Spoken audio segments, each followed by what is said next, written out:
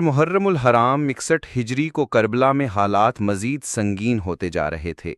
اس دن ابن زیاد نے عمرو بن حجاج زبیدی کی قیادت میں ایک اور فوجی دستہ کربلا روانہ کیا، جس سے یزیدی لشکر کی تعداد میں اضافہ ہوا اور امام حسین اور ان کے ساتھیوں کا محاصرہ مزید سخت ہو گیا۔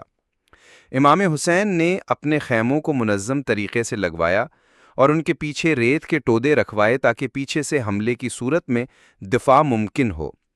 اس دن امام نے اپنے اصحاب کو صبر، عبادت اور اللہ پر کامل یقین کی تلقین کی۔ خیموں میں تلاوت، ذکر اور دعاؤں کا ماحول تھا۔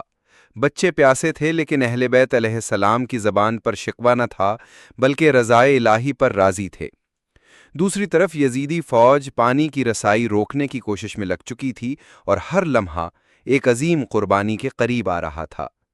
یہ دن خاموشی، صبر اور روحانی تیاری کا دن تھا، جہاں باطل جنگ کی تیاری کر رہا تھا اور حق اللہ سے ملاقات کی۔